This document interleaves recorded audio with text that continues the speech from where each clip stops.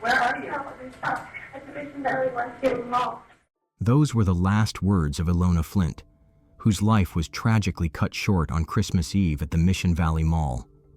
By sunrise, 2 brothers and a young woman were dead, making it one of the most twisted and questionable murders in San Diego's recent history. It's tough. I mean, we're hopeful, but not having any information, it's really hard, to go throughout your day with not knowing what happened. December 23, 2013. San Diego's Westfield Mission Valley Mall buzzed with the familiar chaos of last-minute Christmas shoppers. Families rushed between stores, teenagers clutched coffee cups, and couples argued over parking spots. It was the kind of scene that played out in shopping centers across America that night. Ordinary people doing ordinary things, unaware that evil was lurking just steps away. But for 24-year-old Gianni Belvedere, this wasn't just another shopping trip. This was supposed to be a celebration. Gianni had everything to smile about. The restaurant manager was engaged to 22-year-old Ilona Flint, a psychology student at Grossmont College who lit up every room she entered. Their wedding was still months away, but Gianni couldn't stop talking about their future together. Friends described him as the kind of guy who opened doors, remembered birthdays, and never let Ilona carry her own bags. His younger brother Salvatore, everyone called him Sal, was cut from the same cloth. At 22, Sal had already mastered the art of Italian cooking, working as a chef at the family restaurant alongside Gianni. When he wasn't perfecting pasta dishes or managing the dinner rush, you'd find him on his surfboard, riding the waves along San Diego's coastline. And to put it simply, the Belvedere brothers weren't just siblings, they were best friends. They worked together, surfed together, and planned their futures around the restaurant that had become their family's legacy.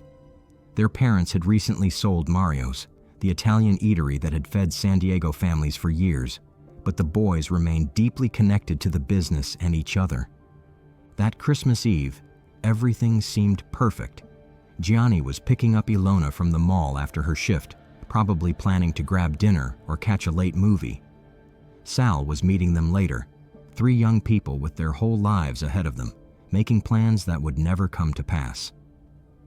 At 10 p.m., Johnny's car pulled into the Westfield Mission Valley parking lot near Macy's. The area was well lit, but surprisingly quiet for a Christmas Eve. Most shoppers had already headed home to wrap presents and prepare for the morning's festivities. Johnny parked and waited, probably scrolling through his phone or listening to music. He had no way of knowing that someone was watching him. Someone who had been planning this moment for reasons that would baffle investigators for months to come. What happened next would shatter 2 families and leave a community searching for answers that seemed impossible to find. Because sometimes, the most horrific crimes don't make sense. Sometimes, evil strikes without warning, without logic, and without mercy. But here's what makes this case even more chilling. The initial investigation suggested this might have been a love triangle gone wrong. Police theorized that jealousy and passion had boiled over into violence.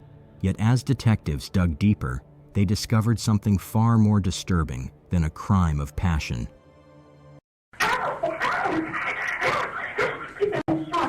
Where are you?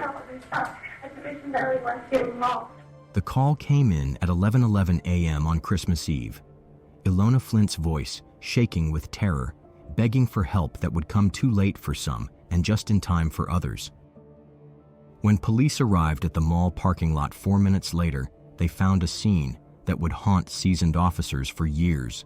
Sal and Ilona were both lying near their car, blood pooling beneath their bodies. Sal had been shot right between the eyes, a precision that spoke to either incredible luck or terrifying skill. Ilona had been shot in the back and the back of the head as she tried to flee. She was already gone, but Sal was still breathing. Paramedics rushed him to the hospital where doctors fought to save his life.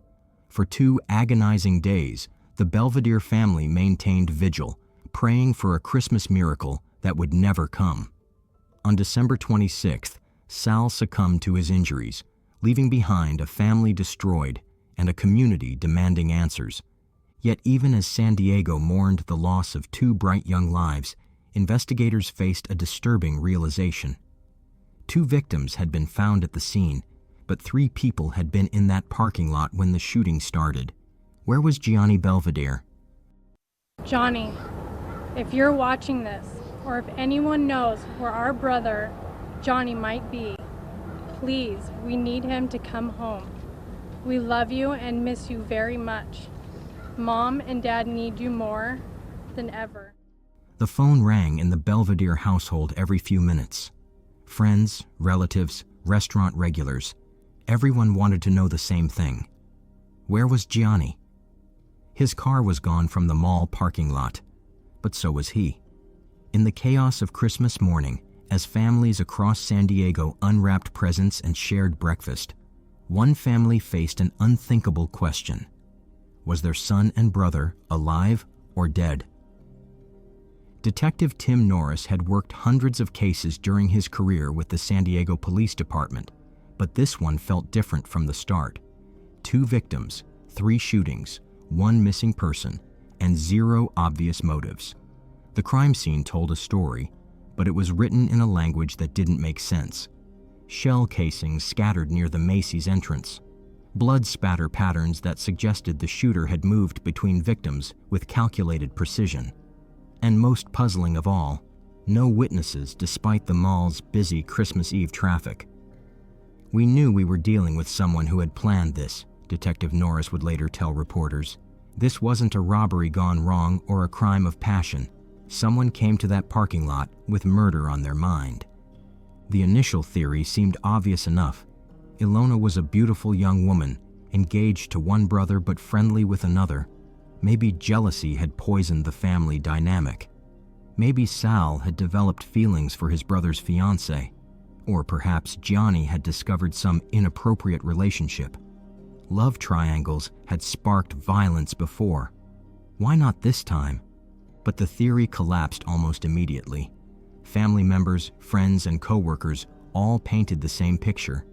The Belvedere brothers were inseparable, loyal to each other above all else. Sal respected Gianni's relationship with Ilona completely, and Ilona had never shown romantic interest in anyone except her fiancé. Lieutenant Mike Hastings, the lead homicide investigator, found himself staring at evidence that pointed in every direction and nowhere at once.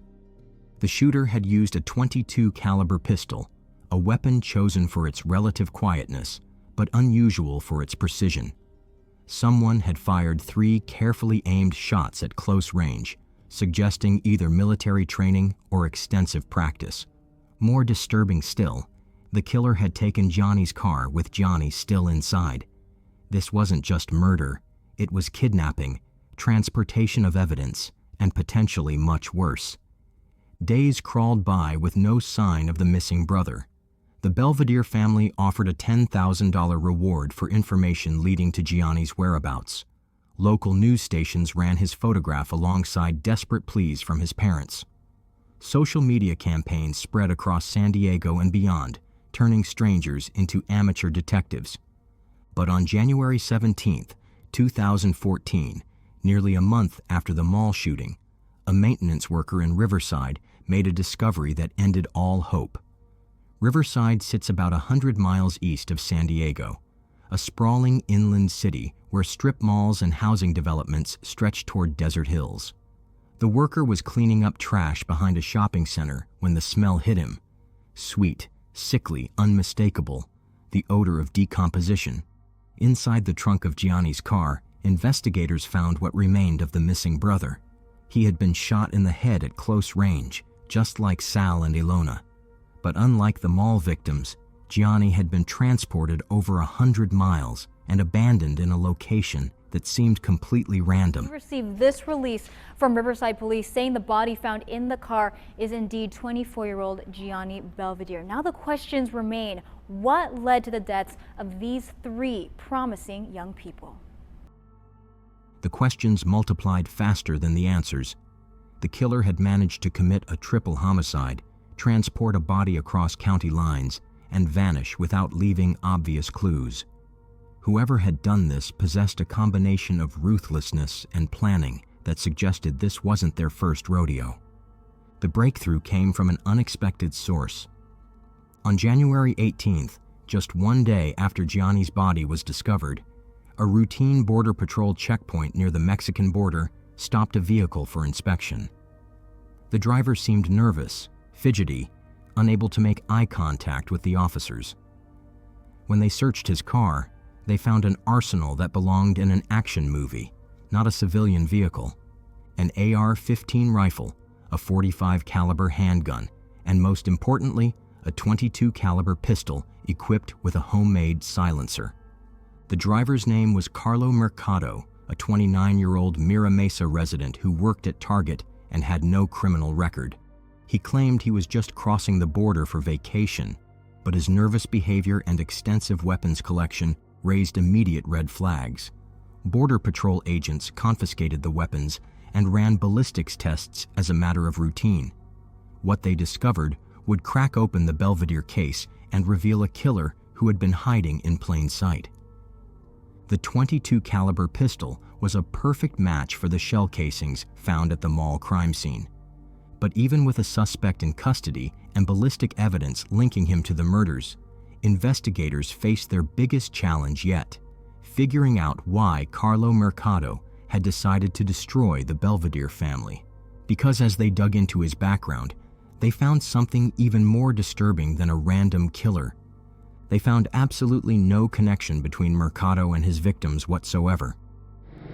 29-year-old Carlo Mercado was staying at this home in the Mesa Cove community in Mira Mesa where he was arrested. Knowing that your neighbor may be responsible for killing 3 people. You know, that's frightening. Neighbors saw police activity at the home Friday night. Just knowing someone in here that committed triple murder, it's terrifying, you know? He says Mercado was quiet and stayed to himself. He's really quiet, just goes in and goes out. Carlo Mercado lived the kind of invisible life that millions of Americans recognize. He worked retail at Target, lived in a modest apartment in Mira Mesa, and kept to himself. His neighbors barely knew his name. His co-workers considered him quiet but reliable. He was the human equivalent of background noise, present but forgettable, ordinary to the point of being overlooked entirely, which made his transformation into a triple murderer all the more terrifying. When Detective Norris began digging into Mercado's background, he expected to find the usual red flags that preceded violent crime: domestic violence reports, drug arrests, mental health crises, angry social media posts, something, anything, that would explain how a Target employee had become a cold-blooded killer. Instead, he found nothing. Mercado had no criminal history beyond minor traffic violations, no history of violence, no known connections to the Belvedere family or Ilona Flint. He didn't shop at their restaurant, didn't live in their neighborhood, didn't work in their social circles. As far as investigators could determine, the victims and their killer had never met before that fatal Christmas Eve. It was like trying to solve a puzzle with half the pieces missing, Lieutenant Hastings would later reflect. We had the who, the what, the when, and the where, but the why, that remained completely elusive. The arrest came on June 20th, 2014, nearly 6 months after the murders. Armed with ballistic evidence and phone records that placed Mercado at both crime scenes, police finally had enough to charge him with 3 counts of first-degree murder. But even as they read him his rights, Mercado maintained an eerie calm that unnerved seasoned investigators. He didn't deny his presence at the mall. He didn't lawyer up immediately. He simply sat in the interrogation room, staring at the wall with the blank expression of someone watching television in a hotel room. The first hint that something was seriously wrong with Carlo Mercado came during his initial court appearances. Deputy District Attorney Brian Erickson, a prosecutor with decades of experience handling violent crimes, noticed behaviors that didn't match typical defendants. Mercado would sit motionless for hours, seemingly unaware of the proceedings around him. When addressed directly, he would respond in single-word answers or not at all. His defense attorney reported that preparing for trial was nearly impossible because Mercado couldn't maintain focus long enough for meaningful conversations. There were times when he seemed completely disconnected from reality, the attorney would later tell the court. He would stare off into space for minutes at a time, unresponsive to his name being called or questions being asked. On November 3, 2014, Judge Frederick Link made a ruling that would delay justice for nearly 3 years. After extensive psychiatric evaluation, Mercado was found incompetent to stand trial and ordered to Patton State Hospital for treatment.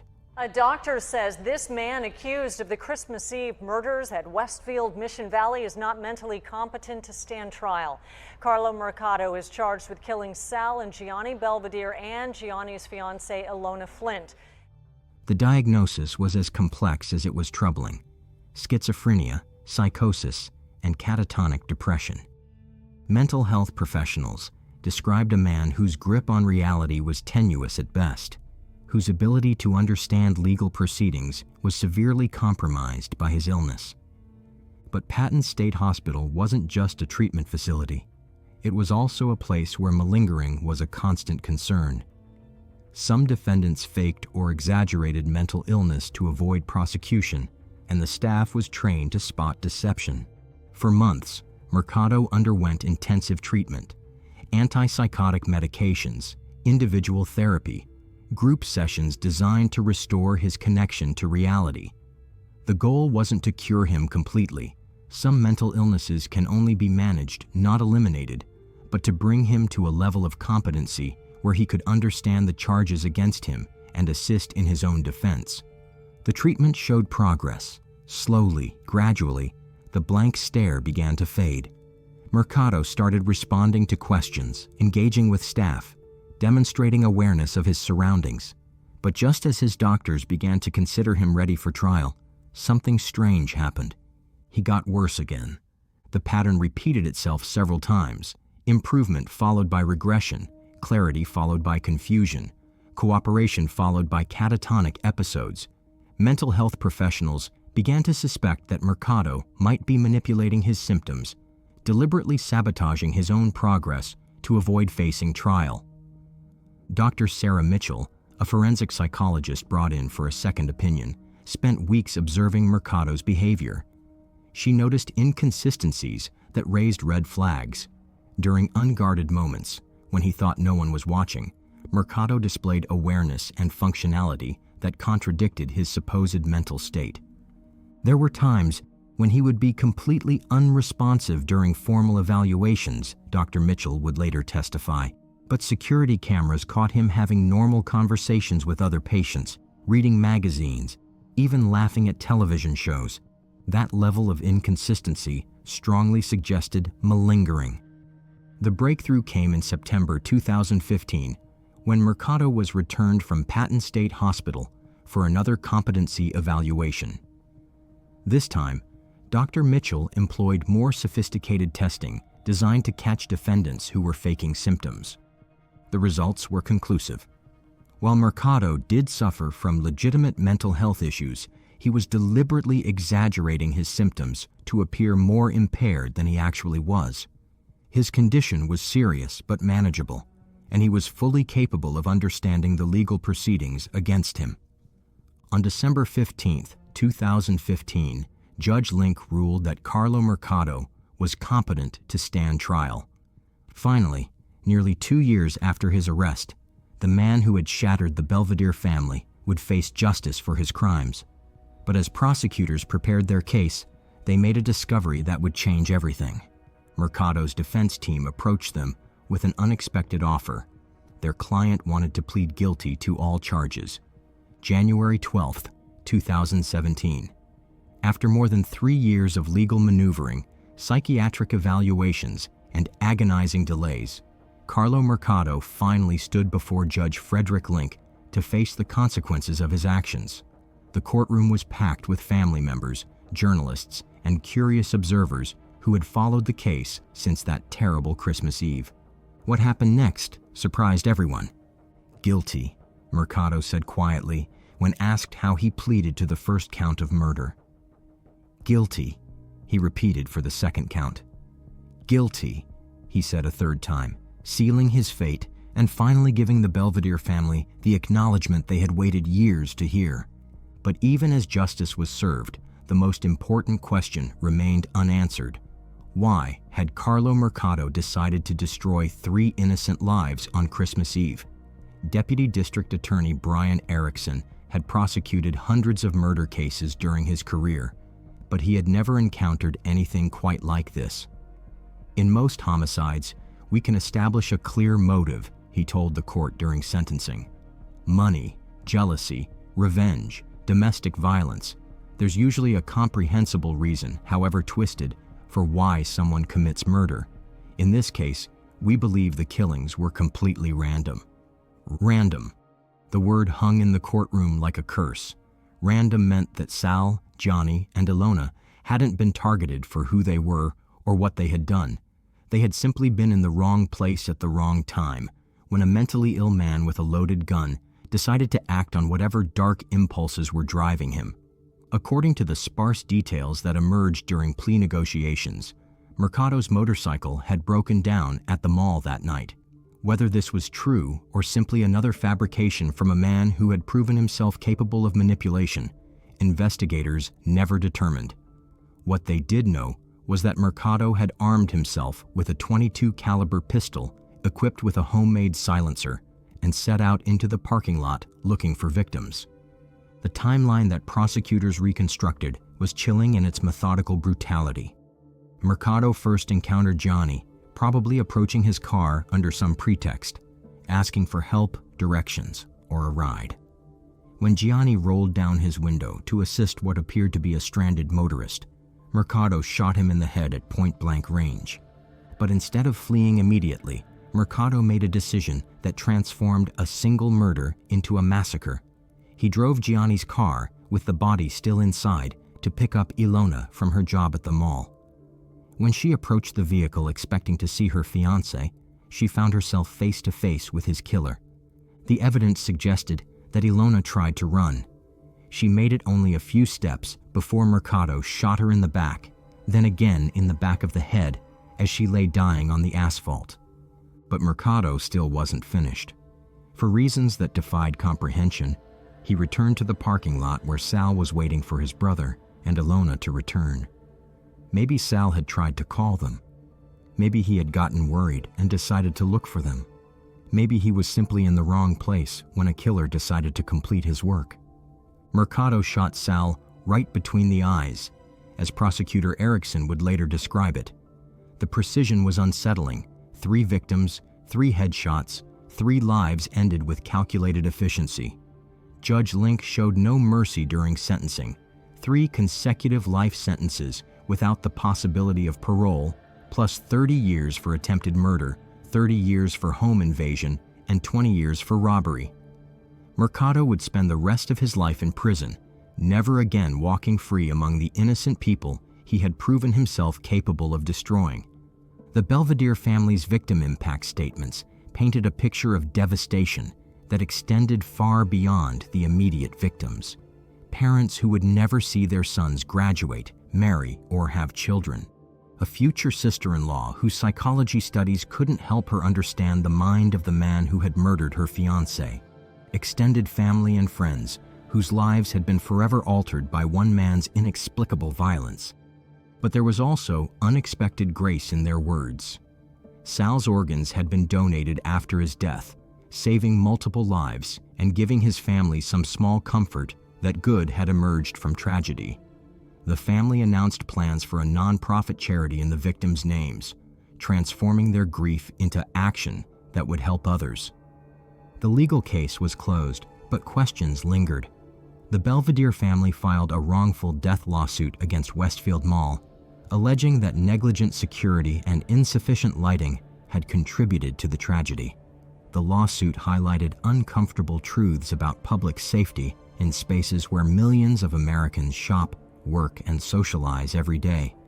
The case was eventually featured on television crime shows, adding the Belvedere murders to the growing catalog of American violence that entertains as much as it informs. But for those who knew and loved Sal, Gianni, and Ilona, there was nothing entertaining about their story. Today, Carlo Mercado remains in prison, serving his life sentences in the California correctional system. He gives no interviews, expresses no remorse, and offers no explanations for his actions. The man who destroyed 3 families and terrorized a community has retreated into the same silence that characterized his ordinary life before he became a killer. His case raises disturbing questions about the intersection of mental illness and violence, about the randomness of evil, and about our ability to identify potential killers before they act. Mercado showed no obvious warning signs, triggered no red flags, and gave no indication that he was capable of such brutality. He was, in many ways, the perfect example of how dangerous people can hide in plain sight. The Belvedere Flint murders left San Diego reeling, a family torn apart on what should have been the most peaceful night of the year. But tragically, it wasn't the first time California would witness the sudden disappearance and brutal end of an entire family. Just 3 years earlier, another case unfolded in the same region, one that began with a family vanishing without a trace and ended with a chilling discovery in the desert. This is the story of the McStay family massacre. I just wanted to see it through to the end. Joseph was a great brother, a great father. He would have done anything to protect those boys in summer.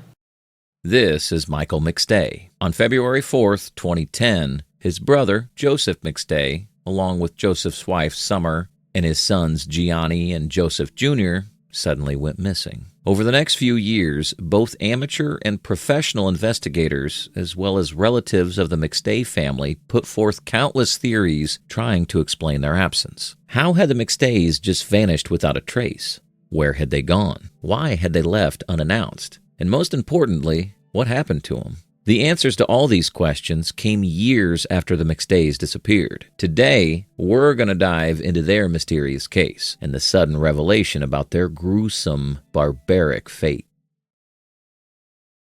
Joseph McStay was born in the town of Spring, Texas, to Suzanne and Patrick McStay. When his parents divorced, his mother got custody of Joseph and his brother Michael and took him to California. From the very beginning, Joseph had a sort of entrepreneurial spirit. He wanted to make things and sell them to people. He wanted a business of his own. In 1995, he started a company called Earth-Inspired Products. Specializing in high-end fountains with gorgeous stonework, the business was an instant hit, and pretty soon Joseph had to bring people in to help him run things. His first employee was Dan Kavanaugh, a web designer that helped him bring his business to a much bigger audience. Shortly after, Joseph hired Charles Merritt, usually referred to as Chase. Chase specialized in welding and helped Joseph assemble the fountains. And it's safe to say that he and Joseph were very close friends. Sometime during the mid-2000s, Joseph met a woman named Summer Martelli. She was a successful real estate agent, the sort of person that had just the attitude Joseph liked in people. She was energetic, motivated, and ambitious,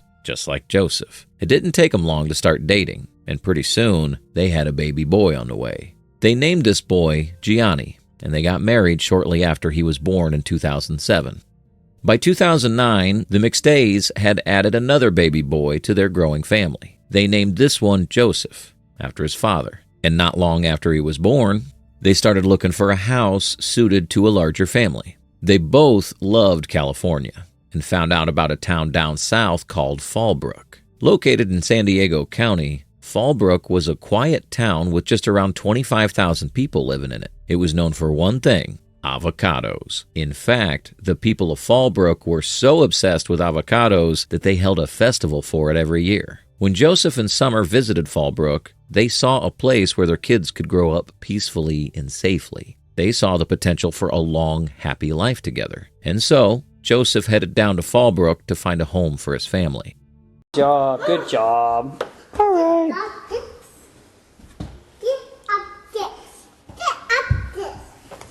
So obviously I'll change the flooring. This will all be hardwood. Bust out a hole in this wall. Granite countertops, stainless steel appliances. Good luck. 1, 2, 3, 4, 5, 6.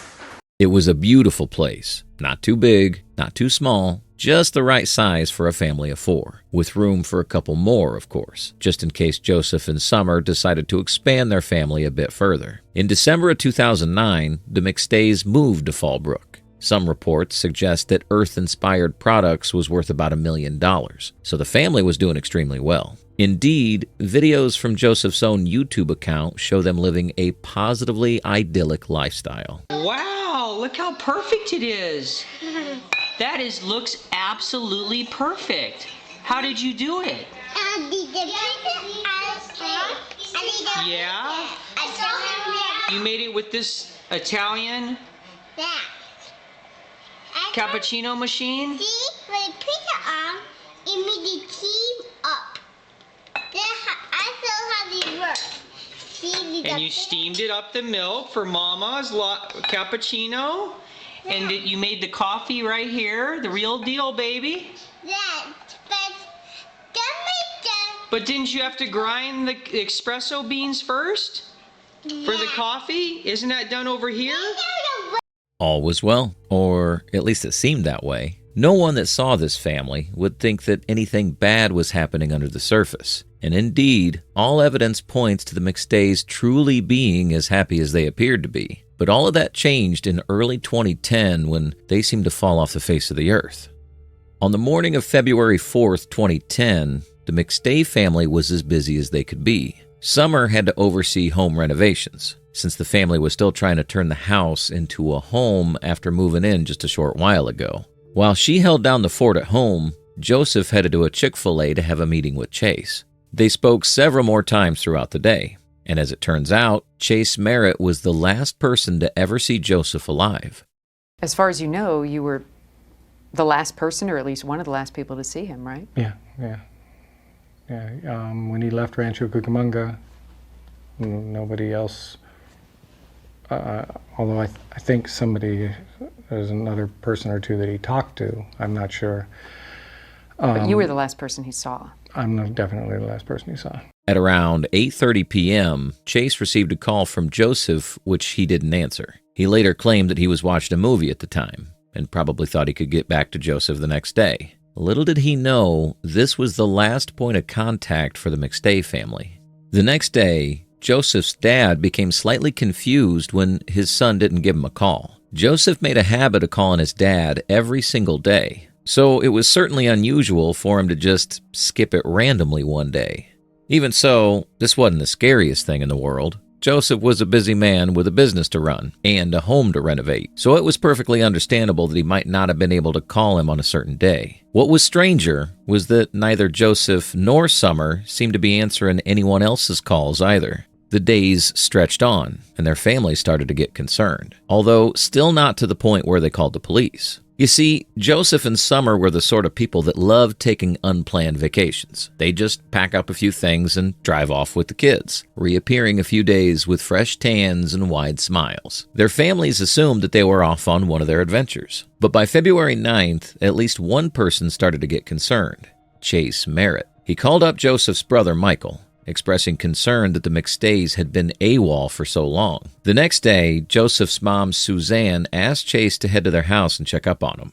When Chase got there, everything seemed pretty normal, except for the family dogs being locked outside. While Joseph and Summer enjoyed impromptu getaways, they always left responsibly. Leaving their dogs outdoors was not something they'd ever do. So this was the first sign that something might be amiss. On February 11th, concerned neighbors started to get involved, asking police to come and conduct a welfare check. Police came and found no signs of forced entry, and since they couldn't enter the home without a search warrant, they headed back to the station without any further investigation. It wasn't until February 13th that someone thought to look inside the house. This was when Chase and Michael found their way in through an unlocked window, and found several signs that the McStays had left in a bit of a hurry. Now somebody's seen the vehicle leave that night.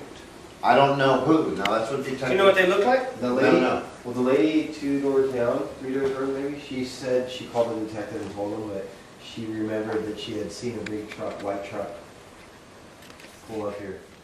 A white truck. Yeah, big Chases has a white truck with a gray truck. It's an old SBC truck. There you go. It's a Chevy 2500 with a box truck on back. She said that she called the detective and she said she remembers. How long ago did she call a detective? I don't know. Well, which door is it? Let's go knock on her door. I'll go talk to her right now. She gets. While searching the home, Michael found out that Summer had left her prescription glasses behind. There was rotting food in the fridge. Every inch of the house seemed to suggest that the McStays hadn't gone off on a planned trip. On the 15th of February, the McStay family was finally reported missing. An investigation ensued, one that would reach dead end after dead end. By the way, I post true crime and new cases here every day, so if that sounds like your kind of thing, please consider subscribing. It helps a lot. Since it had been over 10 days since the McStays disappeared, the case was handed over to the homicide squad.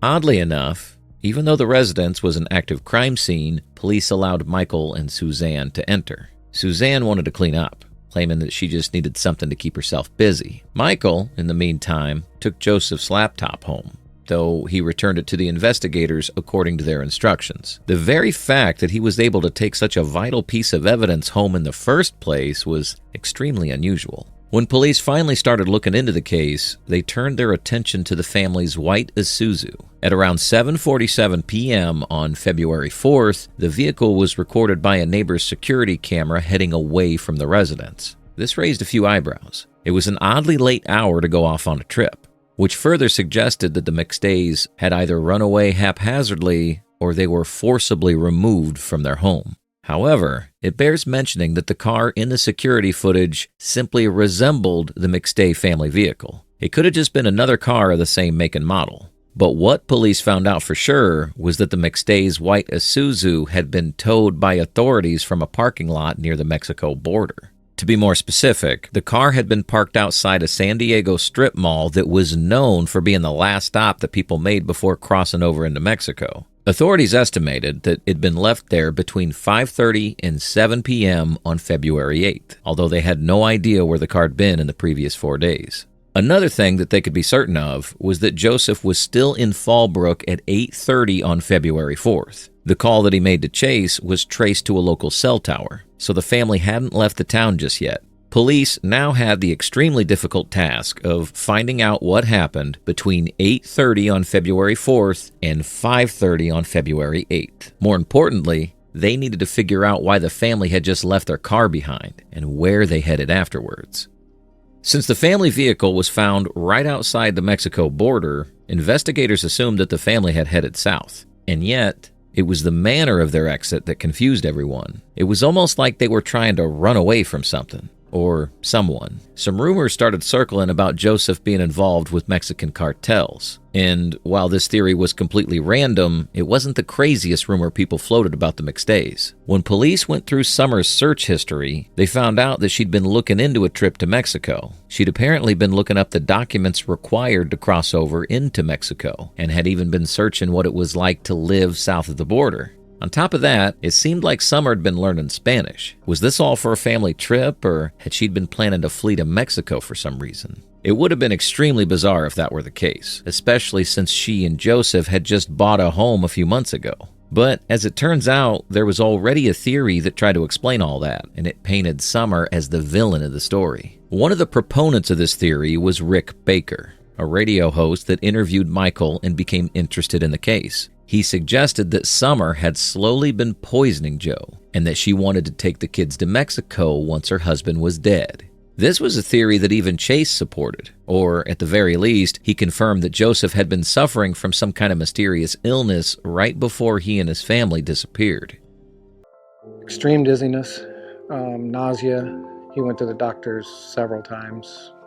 They couldn't find anything wrong. Chase also suggested that Summer was an extremely controlling person, almost to the point where she was abusive. This made it seem all the more likely that she'd taken her husband's life. But once again, this theory proved baseless.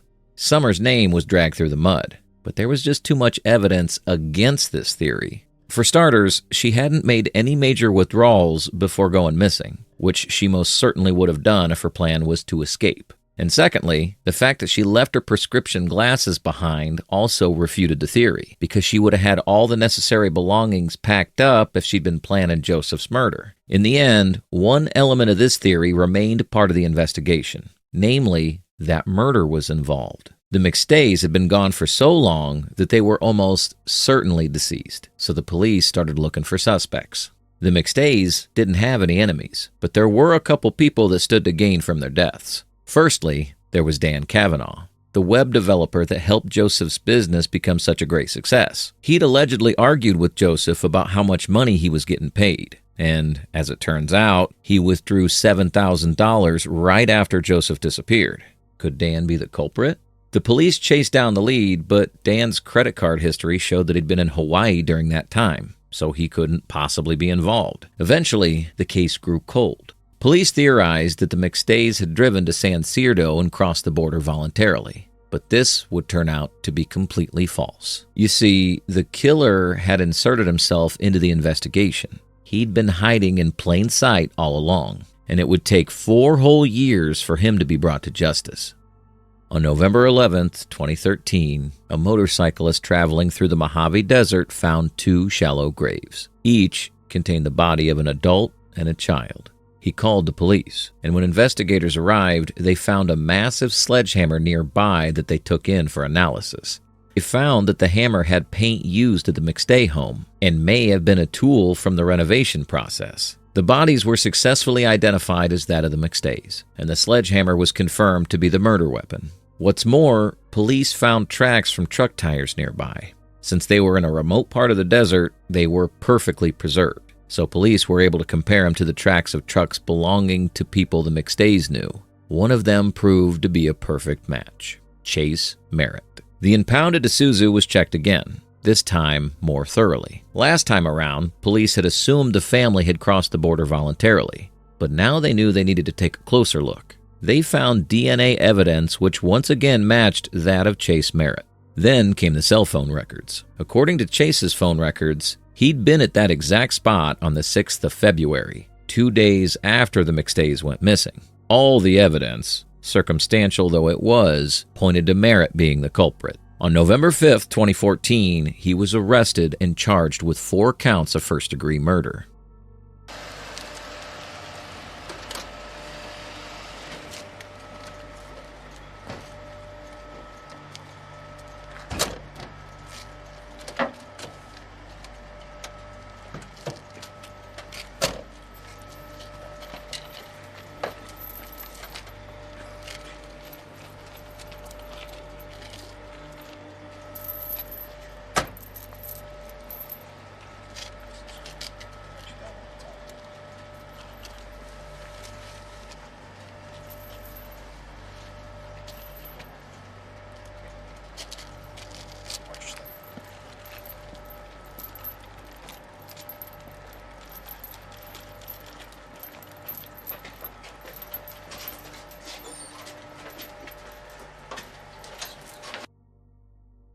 With the suspect now in custody, police could try to piece together what had happened. It turned out that Merritt had a criminal history stretching back 4 decades. His exploits included burglary, trespassing, and receiving stolen goods. These facts made Summer dislike him, which is possibly why he tried to pin her as the culprit during his interview.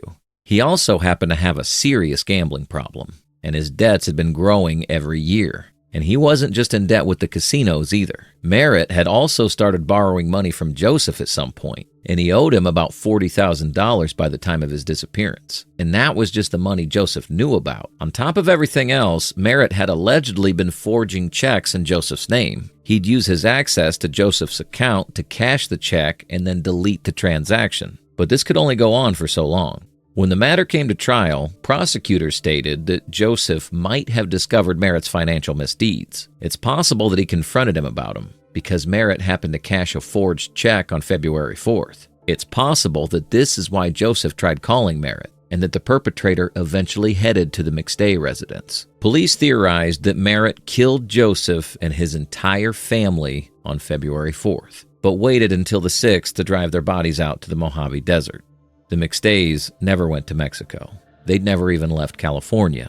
Merritt had buried him right outside the town of Victorville in a patch of desert that he never thought anyone would come across. He then remained closely involved in the investigation to seem as innocent as possible, and it worked for nearly 4 years. Merritt tried to delay his trial multiple times by firing attorneys and even claiming health issues at one point. But in the end, he wasn't able to evade justice. He was convicted on all 4 accounts, with a sentence of life imprisonment for the murder of Joseph McStay, along with the death penalty for killing Summer and the kids. First, I would like to say I am so very sorry